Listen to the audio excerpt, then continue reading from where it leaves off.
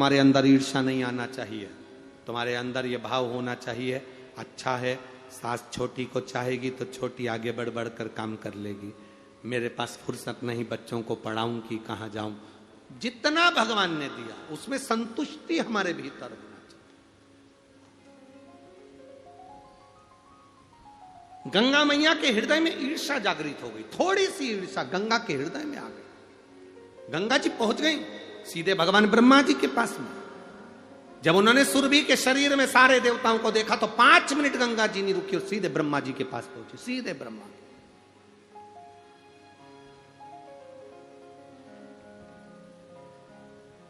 किसी को बढ़ता हुआ देखो, किसी के यहां गाड़ी आते हुए देखो, किसी का बंगला बनते हुए देखो तो खुश होना कि बाबा ने इनको बंगला दिया, बाबा ने इनको गाड़ी दी, बाबा ने इनको ऐसा बनाया। कल से हमारे घर में अगर दुख आएगा, गाड़ी की जरूरत पड़ेगी तो पड़ोसी की गाड़ी कम से कम काम तो आ जाएगी, ये खुश होना। कभी सीहोर वाले महाराज हमारे यहां कथा करने आएंगे तो कम से कम उनके लड़के, उनके संगीत वाले, उनके ब्राह्मण कम से कम हमारे घर में ठहर तो जाएंगे। जितनी देर ठहरेंगे उतनी देर भगवान का ही तो भजन करेंगे। थोड़े बहुत हो सकता है बर्तन झूठे इधर उधर पटक दे, पर वो झूठा अगर भजन करने वाले का मुख का पात्र भी झूठा घर में अगर गिर भी जाए तो खुश होना कि भजन के मुख लगे हुए पात्र का जल जमीन पर गिरा, उसका सुख क्या मिलेगा ये जिंदगी भर नहीं सोच पाओ। और कई ऐसे होते हैं कि भगा भी देते हैं महाराज।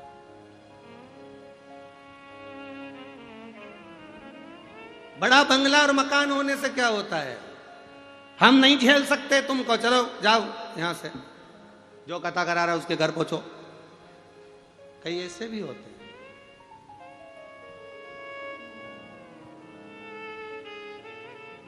अरे मत बुरे कर्म कर वरना पछताएगा, भगवान की आंखों से तू बच नहीं पाएगा, वो बच नहीं पाएगा। ये बंगला, ये गाड़ी, ये जमीन, ये जायदाद, ये फर्श, ये मकान सब धरा की धरा रह जाए। 7 दिन कथा हुई, कथा कर कर हम तो ये चल दिए। आप लोगों ने जिस भाव से कराई बाबा आपके भंडार भर दिए, जिसने जिस भाव से सुनी बाबा ने उसको उस भाव से दे दिया। हम तो कथा कर कर नागपुर चले जाएंगे, पर पत्र कथा में उसी के आएंगे जिसने दिल से सुनी होगी और दिल से कराया होगा, दिल से आनंद लिया। इन पत्रों के अंदर तुम्हारा स्वभाव, तुम्हारा भाव, तुम्हारा आनंद, शिव भक्ति छुपी हुई है।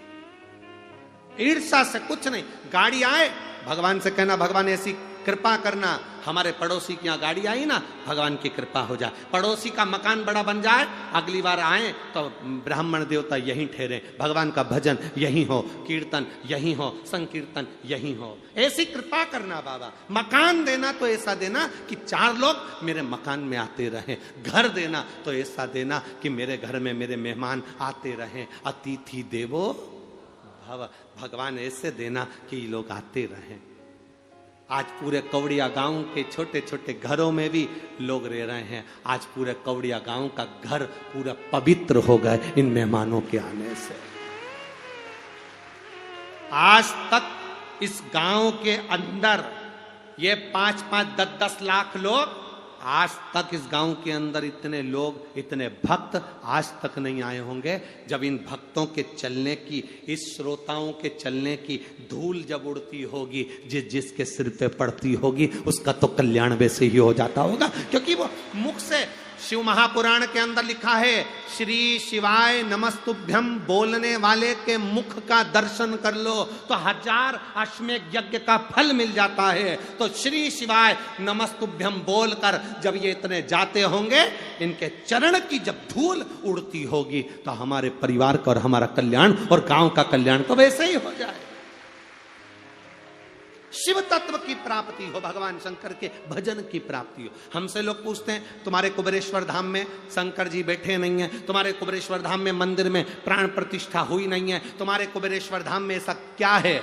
कि दुनिया के लोग आते हैं और उनका बैग बंद की बंद रहता है और 3 महीने में वापस कुबेरेश्वर धाम पहुंच जाते हैं। भगवान उनकी झोली भर देता है 3 महीने के अंदर। आखिर वहां है क्या? हम कहते कुछ नहीं। जितने भक्त आते हैं दिल से आते हैं, कंकर शंकर की पूजन करते हैं, दिल से जल चढ़ाते हैं, बाबा का जाप 108 बार श्री शिवाय नमस्तुभ्यम करते हैं। जब उनका जाप होता है, उनके चरण की रज जब पड़ती है तो कोई दूसरा भी आता है, उस रज को शरीर पर लगाकर पार उतर जाता है। हमारी भी आदत में है, हम जब जब कुबेरेश्वर धाम जाते हैं, सुबह अगर हम कुबेरेश्वर धाम गए हैं तो हमारा नियम है पहले कुबेरेश्वर धाम की भूमि पर लोट लगाते हैं, पूरे सो जाते हैं और बाबा की भूमि पर, किसी ने देखा भी होगा आप लोगों में अगर कोई होगा तो सवेरे के समय पर जब भी हम कुबेरेश्वर धाम गए, दंडवत करा, लोट लगाई, उस रज को अपने शरीर पर लगाना,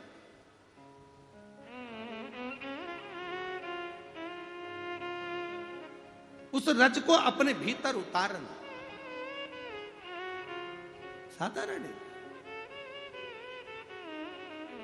गंगा मैया के भीतर ईर्षा जागृत हो गई कि ये मुख्य कैसे हो गई। कई लोगों के मन में ईर्षा जागृत हो जाती, गाड़ी क्यों आई, बंगला क्यों बन गया, जमीन कैसे आ गई, ये कैसे हो गया। ना ना ना ना, आग लगे बस्ती में, जम के बोलो जरा अपन रहो मस्ती में। क्या किसको रोई है, चादर तान के सोई है। अपने को क्या करना कि क्या हो रहा।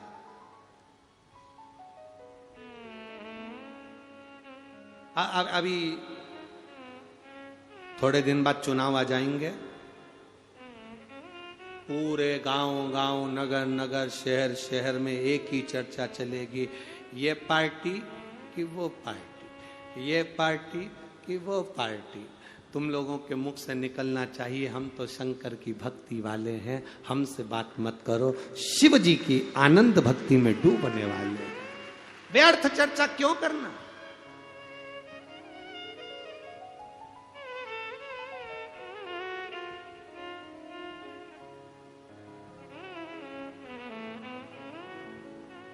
ये जो झंडा ले लेके चलते हैं, जय, वो चिल्लाते हैं भैया जी संघर्ष करो। अरे जम के तो बोलो, हम तुम्हारे साथ हैं। अगर तुम सब साथ होते तो संघर्ष की जरूरत ही काहे को पड़ती। एक तरफ तो कह रहा भैया जी संघर्ष करो, हम तुम्हारे साथ हैं। जब तुम इतने हमारे साथ होते तो संघर्ष करना ही क्या था।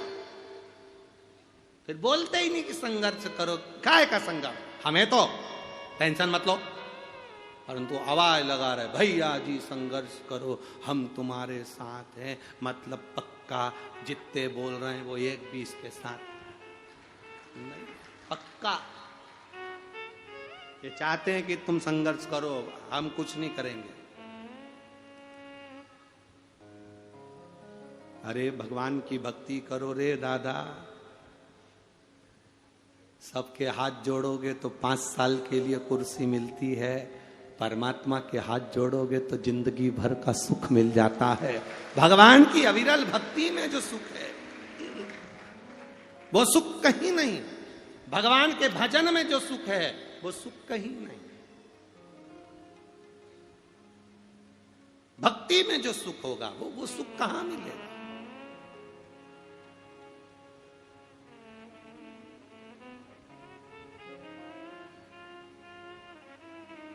अरे ना राम नाम लीनो तूने भरी जवानी में, तू डूब के मर जा रे चुल्लू भर पानी में। ना राम नाम लीनो तूने भरी जवानी में, पूरी जवानी तो तूने सजने में निकाल दी, पूरी जवानी डेंटिंग पेंटिंग में। ना राम नाम लीनो तूने भरी जवानी में, तू डूब के मर जा रे चुल्लू भर पानी में। अब समझ में नहीं आता, लिखने वाले ने लिख दिया कि चुल्लू भर पानी में डूब के मर जा, पर इतना बड़ा शरीर कोई चुल्लू भर में डूबे। इसको तो नदी चाहिए, तालाब चाहिए, तब तो डूबे। पर शिव महापुराण की कथा कहती है जो भगवान का भजन नहीं करता, मनुष्य का शरीर पाने के बाद भी जो कभी शंकर को एक लोटा जल नहीं चढ़ाता, वो मनुष्य नहीं होता, कीड़ा के बराबर है। और कीड़ा चुल्लू भर पानी में डूब के मर सकता।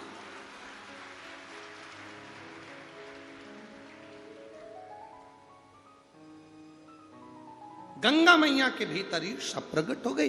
गंगा मैया पहुंच गई। अब गंगा मैया पहुंची सीधे भगवान ब्रह्मा जी के पास। ब्रह्मा जी ने पूछा गंगा कैसे आई हो? गंगा जी कहती है मुझे ये बताओ, मैं बड़ी कि गौ माता बड़ी, मैं बड़ी कि सुरभि बड़ी? ब्रह्मा जी ने मन में सोचा ईर्षा, बड़ा और छोटा का भान जब आ जाए तो ईर्षा।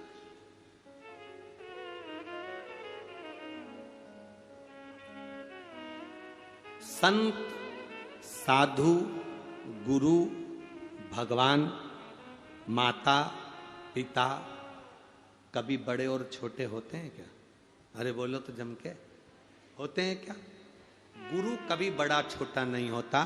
कोई कहे कि वो गुरु जी बड़े हैं, वो कहे कि वो गुरु जी छोटे, ना ना ना ना। कोई कहे माता पिता में मां बड़ी कि पिता बड़ा, ना, दोनों बड़े। गुरु कोई भी हो सब बड़े, संत कोई भी हो सब बड़े, सब बड़े।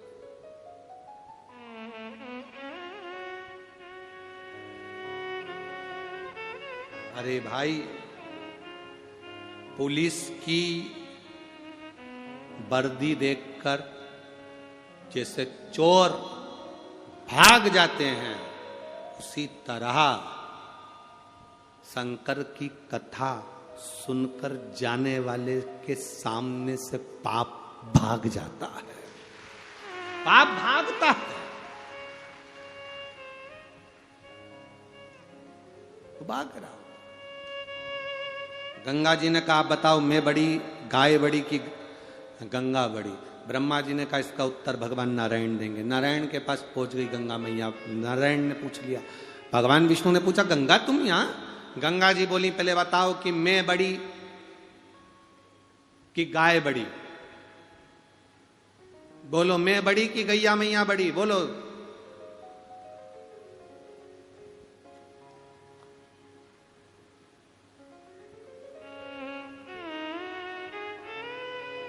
कौन बड़ा है? बताओ जल्दी से। अब भगवान